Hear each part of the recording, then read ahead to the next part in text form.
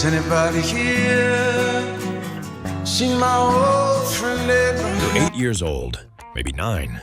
You're in the living room or the kitchen or your bedroom with the small radio on the nightstand. The adults are doing adult things somewhere else in the house. The world feels safe and ordinary and completely predictable.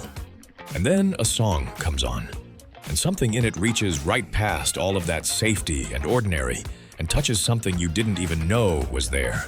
Something that knows about sadness, about loss, about the fact that people go away and sometimes don't come back, about a world outside your window that is bigger and stranger and scarier than anyone has quite told you yet. The 1960s were not a gentle decade. They gave children extraordinary music, and some of that music was not gentle either. Some of it was a song about a dog that made you sob for 3 days straight. Some of it was about war and loneliness and the end of innocence, dressed up in melodies so beautiful you didn't realize what was being said until it was already inside you. 15 songs, 15 moments that got under the skin of every kid who grew up with a radio in the house. You survived them. You never forgot them. And hearing them again today is going to do something to you that you are absolutely not prepared for. Let's go. Number 15, Leader of the Pack by the Shangri-Las. By the way, where'd you meet him? I met him at the candy store. He turned around. The Shangri-Las were teenagers themselves when they recorded this. The story is almost unbearably simple. Girl falls for wrong boy. Parents disapprove. Boy drives away on his motorcycle to prove he doesn't care. Motorcycle crashes. Boy dies. That's the entire plot. No redemption, no survival, no lesson beyond the fact that sometimes the worst thing happens, and there is nothing you can do about it. The sound design was revolutionary for 1964. Actual motorcycle sounds, the screech of tires, the crash, then silence. For a child hearing this on the radio, it was practically cinematic. It arrived with no warning and left you sitting completely still. He's sort of small. Don't kiss me goodbye. The tears. The crash sound on a pop radio station in 1964. Nothing had prepared children for that level of narrative reality arriving through a speaker in the kitchen. It hit number 1. Children played it over and over, not despite the ending, but because of it. There is something in certain young people that needs to rehearse sadness in a safe container. This song was that container. Loud, dramatic, and devastating in under 3 minutes. Look out! Number 14, Where Have All the Flowers Gone? By Pete Seeger / Peter, Paul, and Mary. Where have all the flowers gone? On the surface, this is a song about flowers. And then you listen to what happens to the flowers. They go to young girls. The young girls go to husbands. The husbands go to soldiers. The soldiers go to graveyards. And the graveyards, in the final and most quietly devastating turn, go back to flowers. The circle completes. And what it describes, without ever using the word, is the cycle of war consuming. Generation after generation of young men, endlessly, without resolution. Pete Seeger wrote it in 1955. By the early 1960s, with Vietnam beginning its slow, terrible escalation, it was everywhere. Peter, Paul, and Mary's version alone was inescapable. A child in 1963 didn't need to understand the politics to feel what the song was saying. The melody itself carries a kind of resigned grief, a sadness that knows the answer and asks anyway. That combination of beauty and hopelessness is one of the most affecting things music can do to a young heart. It is a protest song that doesn't protest, it simply describes, and the description is enough to break you open a little, very quietly, on an ordinary afternoon.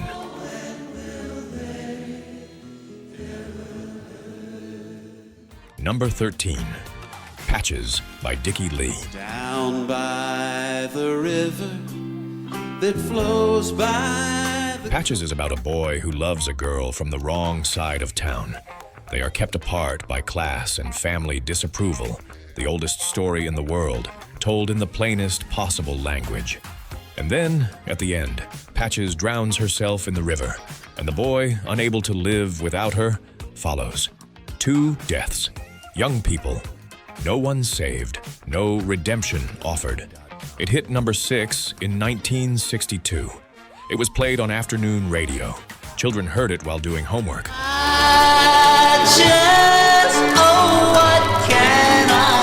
The song works because Dickie Lee's vocal performance is so utterly without drama. He sings it like he's telling you something that actually happened. No wailing, no performance. Just a boy describing the worst thing. In a plain voice, on a Tuesday afternoon on the radio. That restraint is what made it land so hard on young ears. Romeo and Juliet in 3.5 minutes set to a country pop melody. Absolutely merciless. Patches, I'm coming. Number 12, In the Ghetto by Elvis Presley. As the snow flies. Elvis Presley didn't usually do this. His catalog was full of joy, romance, playfulness.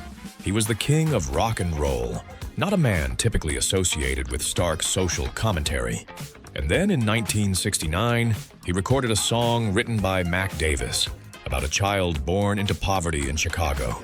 A boy with no hope from the first breath, who grows up angry, who takes to the streets, who gets shot, who dies.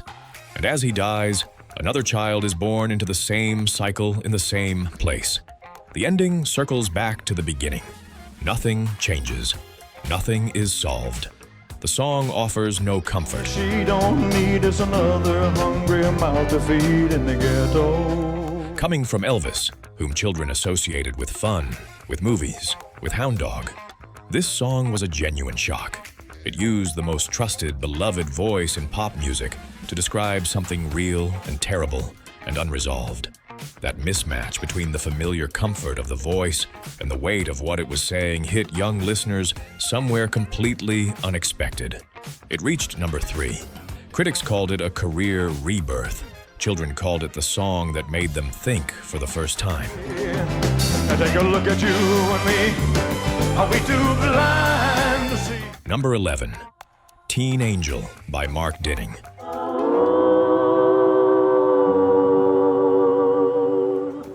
The genre even had a name, death pop, teen tragedy songs. The early 1960s produced an entire subgenre of pop music built around young people dying in accidents and acts of God. It sounds morbid. It was also, for a few years, completely inescapable on American radio. Teen Angel is the song that defined the genre at its peak.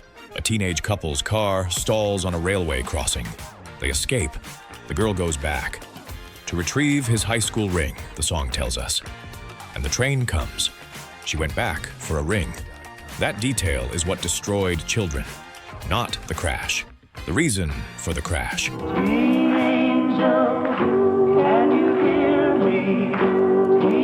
high school ring is a symbol children understood completely. Loyalty, belonging, the particular seriousness of young love. The girl died trying to hold on to something that meant everything to her. For a child hearing this, the tragedy isn't random. It has a cause that makes complete emotional sense and no logical sense at all simultaneously. That gap between feeling and reason is exactly the space where grief lives.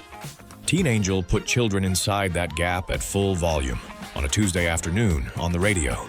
It hit number 1 in 1960. It was banned by the BBC for being too morbid. The ban, as always, made more people want to hear it.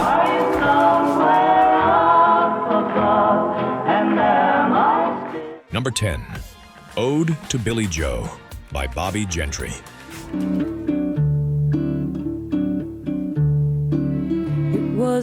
Nobody has ever fully agreed on what this song is about. Bobby Gentry wrote and recorded it in 1967 in a single afternoon. The story it tells, a family eating dinner while casually discussing the fact that Billy Joe McAllister jumped off the Tallahassee Bridge that morning, is told with such deliberate understatement that the horror of it sneaks up on you. They talk about passing the biscuits. They talk about cotton. And by the way, the young man from down the road killed himself today. What did he throw off the bridge before he jumped? What was his relationship to the narrator? Why did he do it? Gentry never said. She has maintained the mystery for 60 years. Billy Joe McAllister jumped off the Tallahatchie Bridge. For children, the mystery was the haunting. Adults processed it as a character study. Children heard it as a puzzle with a dark answer that nobody would give them. The casual, undramatic delivery of a suicide in the middle of a dinner conversation introduced a generation to the idea that terrible things exist in the same world as ordinary things, simultaneously, without ceremony. It spent 4 weeks at number 1. It outsold the Beatles that summer. It still has no answer. It still doesn't need one. Got them into the muddy water off the Tallahatchie Bridge. Number 9, Running Scared, by Roy Orbison. Just running scared. Roy Orbison built the entire song as a single, unbroken escalation. A man sees his girlfriend's former lover across the room and spends the entire song in a state of mounting dread, convinced that when she has to choose, she will choose the other man. The music builds exactly the way anxiety builds, slowly, then faster, then impossibly, overwhelmingly fast, until the voice has no choice but to hit a note that sounds like everything breaking at once. And then, the other man walks away. She stays. The terror was for nothing. But that's not what you remember about this song. Turn around and walk away with me. That climb, that voice going somewhere that didn't seem possible for a human voice to go. Children hearing Roy Orbison for the first time experienced something close to physical discomfort. The music was so tightly wound, the release so overwhelming, that it registered in the body before the brain could catch up.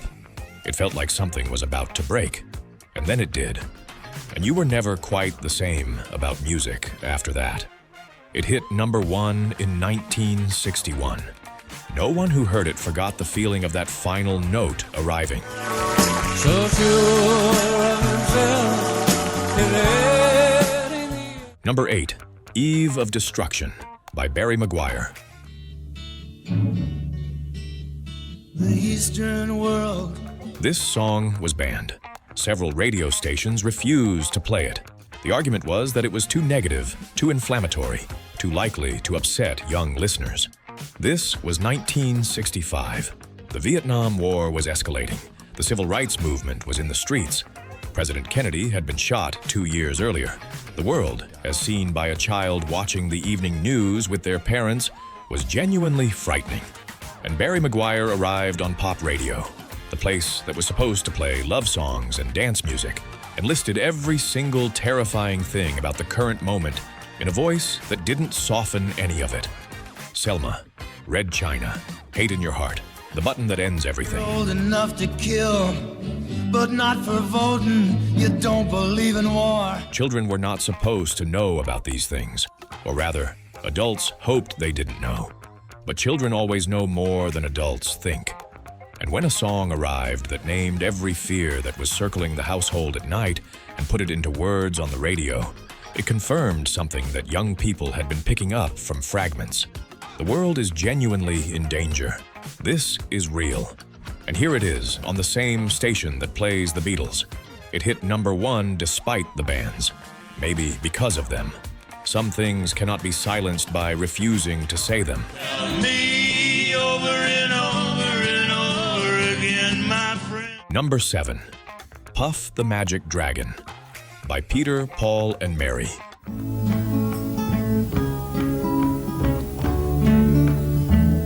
This is the gentlest song on this list. It is also, for certain children, the one that hit hardest. On its surface, it is a song about a boy named Jackie Paper and his dragon friend Puff, who live together in a land of imagination and adventure. It is sweet and singable and completely appropriate for children. And then, Jackie Paper grows up and stops coming. And Puff, who cannot grow old, retreats into his cave, his head bent in sorrow. And the song ends. That's it. That's the ending. The dragon waits, and the boy never comes back. Puff, the magic dragon, live by the sea. This song introduced an enormous number of 1960s children to the concept of loss that cannot be fixed. Not death, but the quieter, stranger loss of growing up and leaving magical things behind. It arrived in the middle of a children's song, without warning, and planted something in young hearts that they would not have words for until much later. The idea that growing up means losing something irreplaceable. That is a very large thing to put inside a song about a dragon. Peter Yarrow, who wrote it, has said he had no idea it would affect children the way it did. He found out when the letters started arriving.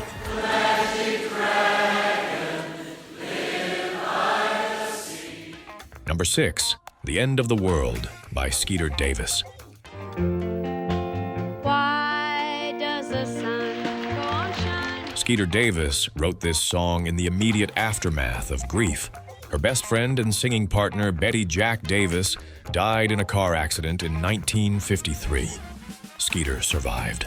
The song she eventually made from that experience, recorded in 1962, is about standing in the middle of loss and being unable to understand why the world doesn't recognize the catastrophe. Why does the sun keep shining? Why do the birds keep singing? Don't they know it's the end of the world? For a child who had ever lost anything, a pet, a grandparent, a sense of safety, that question hit with extraordinary precision. The incomprehension at the world's indifference to private grief. The feeling that the sun has no right to shine on a day this terrible. Why do the birds go on singing? It reached children who had never experienced real loss and gave them a preview of something they didn't yet have language for. And it reached children who had experienced loss and gave them a voice for something they thought was theirs alone. Both groups found themselves crying in a way they couldn't quite explain. That universality, the song working on the unexperienced and the experienced equally, is extremely rare. It hit number 2 in 1963. It has never stopped being covered, recorded, and discovered by people going through grief for the first time. Because grief always feels like the end of the world. And Skeeter Davis understood that first. It's the end of the world. Number 5, Tom Dooley by the Kingston Trio.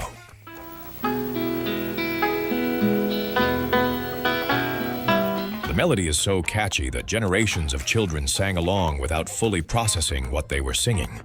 Tom Dooley is a man waiting to be hanged. The song is his farewell, a mountain ballad based on the true story of Tom Dooley, hanged in 1868 for the murder of his fiancée. The Kingston Trio adapted it, cleaned it slightly, and delivered it in their bright collegiate harmonies with such irresistible drive that it went to number 1 in 1958 and launched the entire American folk revival. Children sang it at school, at summer camp, around fires. Hang down your head and cry. Hang down. The specific haunting here is the gap between the joy of singing it and what the words actually mean. A generation of children got their introduction to capital punishment through a campfire sing-along. At some point, maybe 8 years old, maybe 10, the actual meaning of "poor boy, you're bound to die" clicked into place. And after that, the song was never quite as simple as it had been before that moment. The Kingston Trio reportedly received letters from children asking if Tom was really going to die and whether anything could be done. The answer, then as now, was no. Oh boy, you're bound to die. Oh boy. Number 4, He Ain't Heavy, He's My Brother by the Hollies.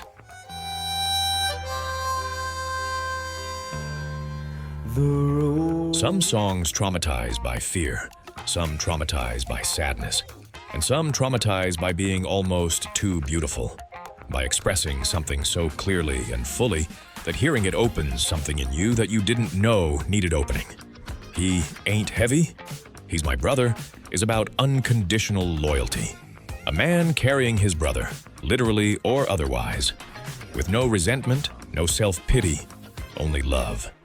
The title comes from a saying associated with Boys Town, the Nebraska orphanage. A small boy carrying a younger child on his back, telling a priest that the boy weighs nothing because he is his brother.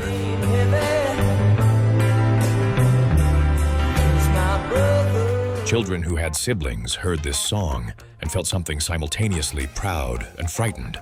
Proud of the bond it described, frightened by the implicit acknowledgement that carrying someone you love can be hard, that loyalty costs something, that the world contains burdens. For only children, it described something they half recognized from friendships.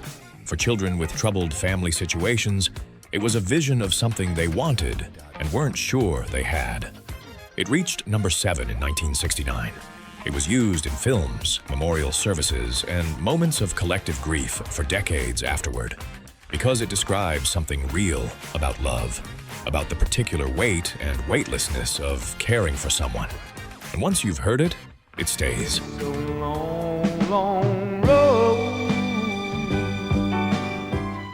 Number 3, Abraham, Martin, and John by Dion.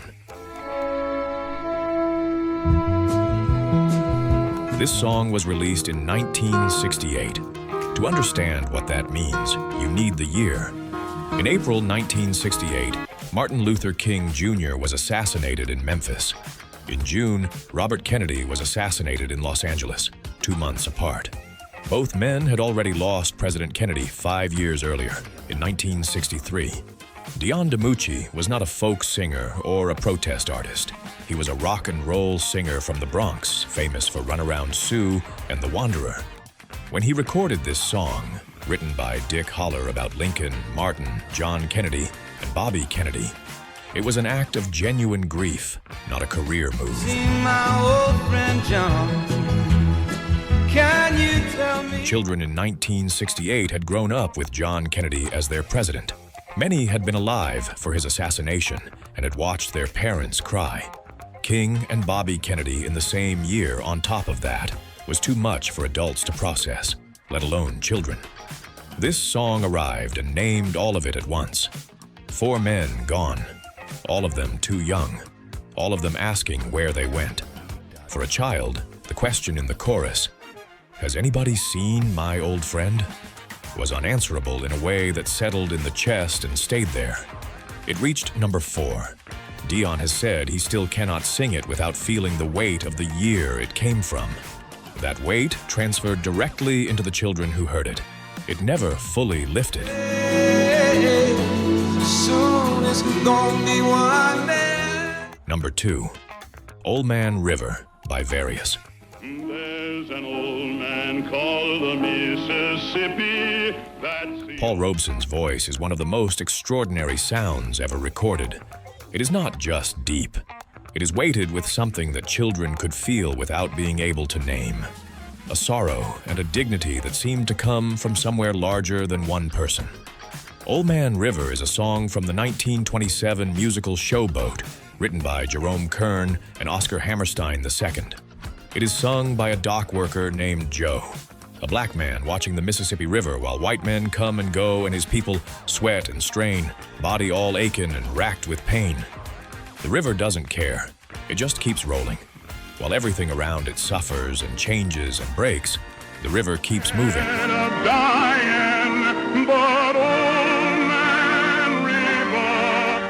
For children who encountered Robeson's recording, the haunting came from that voice carrying information the melody alone couldn't contain. Even children too young to understand the social history felt the weight of it, the immovable sadness of a life defined by labor and injustice, wrapped in the most beautiful bass voice they had ever heard. Beauty and sorrow delivered simultaneously, inseparably. That combination does something permanent to a young listener. Robeson's version predates the 1960s, but was heard throughout the decade on compilation records, television broadcasts, and in schools. Some voices arrive once. His was one of them. And Old Man River. Number 1, Old Shep by Elvis Presley / Red Foley. I was a lad, an old ship. This is the one. Of all 15 songs on this list, This is the one that generations of 1960s children consistently name as the song that first made them understand what crying about music felt like. The story is the most straightforward imaginable. A boy and his dog. A childhood of adventures together. The dog grows old. And then comes the moment every child listening already knows is coming, and dreads, and cannot stop. The boy has to make the decision. Elvis recorded it when he was 10 years old as his first public performance. He chose it specifically because it had already made him cry.